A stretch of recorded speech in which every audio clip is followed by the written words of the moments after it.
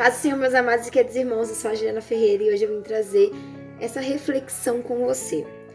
Uma reflexão que vai nos ajudar a nos aproximar mais de Deus. E o tema vai ser o poder de mudar.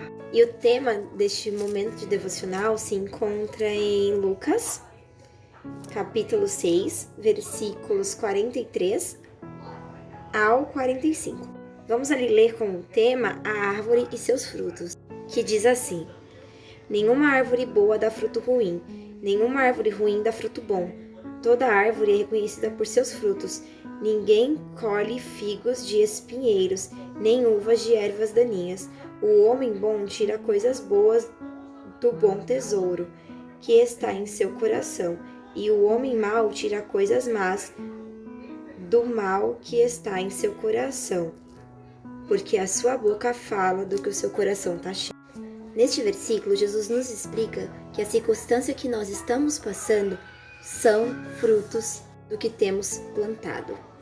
Porque a colheita uma hora sempre vem, irmão. Por isso que é muito importante ter muito cuidado com o que você tem semeado. Porque os frutos são suas ações, são as tuas palavras. Então, se quisermos ter uma vida conectados muito mais a Deus, nos aprofundarmos mais ali na graça e na presença do Senhor e colher bons frutos, precisamos ter atitudes de mudança. E isso precisa acontecer agora. Colocar atitudes positivas no lugar de murmuração. E ver Deus até nos pequenos detalhes da graça dele no nosso dia. Porque muitas das vezes a gente foca tanto no problema e absorve o problema para nós, que esse problema gera problema em todos ao nosso redor. Porque as nossas ações, elas não vão ser desfrutadas apenas por nós, mas elas afetam outras vidas. E precisamos entender o que precisamos mudar nas nossas ações para poder nos aproximar de Deus, viver a promessa que Ele tem para nós e assim ter um relacionamento com Ele muito melhor. Porque as nossas atitudes nos afastam tanto da promessa, tanto da presença de Deus. Você pode orar muito, você pode jejuar muito, você pode ler palavras e ser um grande profeta, um grande missionário, mas se as suas atitudes não tiverem coerência com aquilo que você prega, com aquilo que você tem ali numa vida com Deus, isso só vai te afastar ainda mais do... E eu vou dizer isso pra você porque isso Deus tocou em mim e Ele me incomodou muito com essa mensagem, porque o primeiro tapa do dia vem na minha cara pra depois eu vir aqui ajudar vocês no devocional. Então sempre a primeira palavra vem pra mim. Hoje eu estava ali fazendo comida e Deus me lembrou de uma situação que aconteceu na minha vida. E Deus me lembrou de algo que eu tinha conversado com Ele numa oração da madrugada. Porque eu parei para analisar minha vida, muitas das vezes, eu não sei se você, na sua vida acontece isso, eu passava por situações muito parecidas, muito similares. Parecia que minha vida ia mudar e eu voltava para a mesma situação e caía no mesmo lugar. E vivia a mesma situação de tristeza, de falta de coisa, me sentia vazia. E isso acontecia várias vezes. E Deus, Ele precisou usar uma pessoa em uma situação onde eu tive uma ação muito negativa na vida dessa pessoa, onde eu faltei com coerência nos meus atos, onde eu fui uma pessoa super irresponsável com as minhas palavras, onde eu absorvi ali algo que eu escutei por cima, pra mim, fiz um leve trás e fiz com que aquela pessoa se sentisse afetada, porque em vez de eu pegar o que eu escutei e ir lá e perguntar pra pessoa, foi isso que eu escutei? Era sobre mim? Não, eu levei aquilo como fosse pra mim e aquilo me magoou, aquilo me entristeceu e eu agi com falsidade. Irmãos, o primeiro ponto é você reconhecer o seu erro. Eu agi com infantilidade e com imaturidade. E ali aquela pessoa, quando ficou sabendo sobre o ocorrido, ela chegou em mim e falou bem assim, isso já faz bastante tempo, tá, irmãos? Mas eu tô trazendo isso pra vocês entenderem o contexto.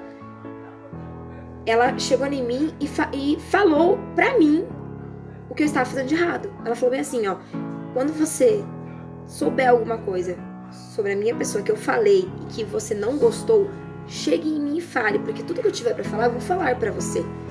E eu achei isso muito coerente da parte dela, porque eu absorvi pra mim e comentei o ocorrido com outra pessoa, mas eu não tinha pegado a conversa no contexto geral. Eu peguei uma pequena parte, achei que ela tava falando de mim e levei aquilo pro meu pessoal. Mas nem tudo se trata da Juliana, nem tudo se trata de você. Eu quero que você entenda isso. O hábito de disse-me-disse é um hábito horroroso. e eu tinha na minha vida. E esse hábito gerava o que na minha vida? Contenda. Eu me afastava de pessoas que pra mim eram referências. Porque ela disse algo que eu não gostei, que me incomodou, em vez de eu ir lá e perguntar sobre o contexto geral da história, não, eu levava pra mim e depois passava essa informação adiante pra outra pessoa que eu confiava, mas por quê? Se eu pude chegar na outra pessoa e perguntar o contexto. Então sim, eu tinha muita imaturidade em mim. Então quando a pessoa ela veio e ela falou com todo amor, todo carinho, irmãos, eu sou muito grato pela essa pessoa, pela vida dessa pessoa. Quando ela chegou em mim e apontou o meu erro, e eu falei assim, cara, eu estou passando por isso porque eu tenho um hábito horroroso de absorver as coisas pra mim sem ter escutado o outro lado e passar adiante. E isso estava me machucando muito e machucando outras pessoas. E eu falei pro Senhor, Senhor, o Senhor tem uma promessa muito grande na minha vida. Eu quero que o Senhor toque em minha vida e me ajude a mudar os hábitos que me impedem de alcançar a tua vitória. Os hábitos que me impedem de viver a promessa que o Senhor tem para minha vida. Esses hábitos ruins que machucam outras pessoas, que fazem outras pessoas se sentirem magoadas, se sentirem entristecidas. Hábitos que difamam pessoas, hábitos que destroem a vida de pessoas, hábitos que podem destruir uma alma, irmãos. E se eu fui chamada para ser luz e eu tinha esses hábitos horríveis, eu precisava de uma libertação muito grande da parte do Senhor. Mas o primeiro ponto foi eu entender o que eu fazia de errado. E muitas vezes a gente tem um pecado de estimação que a gente leva conosco, mas a gente muitas das vezes acha que já é algo comum. Só que esse pecado de estimação, ele pode influenciar na sua vida, mas também pode influenciar muito na vida do outro, porque as suas ações podem afetar a vida do outro. Então eu tive que ter minha visão aberta através da vida de uma pessoa que pra mim eu amo muito, sou muito grata por essa pessoa, e eu já pedi perdão pra ela, e foi de coração, irmãos, eu fui super arrependida a pedir perdão. Por quê? Porque ela fez eu abrir meus olhos, então eu fui arrependida pra pedir perdão pelo ato ridículo que eu tive, e também fui com um ato de gratidão. Eu agradeci ela, porque se não fosse ela falar o que muitos não falavam, talvez eu estaria com o mesmo hábito horrível e não viveria a promessa que Deus tem pra minha vida. A partir do momento que eu tive essa mudança de hábito, Deus começou a agir na minha vida. E eu comecei a viver aos pouquinhos aquilo que Deus tem pra minha vida. E eu tô vivendo uma fase da minha vida onde eu tô vendo Deus agir no meu ministério, e é coisa linda. E tudo isso graças a essa pessoa, sabe por quê, irmãos? Porque ela me ajudou a enxergar o meu erro. E Deus, ele é isso, Deus, ele é pai. E um bom pai, ele vai te ajudar a enxergar os seus erros, para que você tenha mudanças, para que você não cometa esses erros mais, para que você possa finalmente sair desse ciclo vicioso e seguir em frente.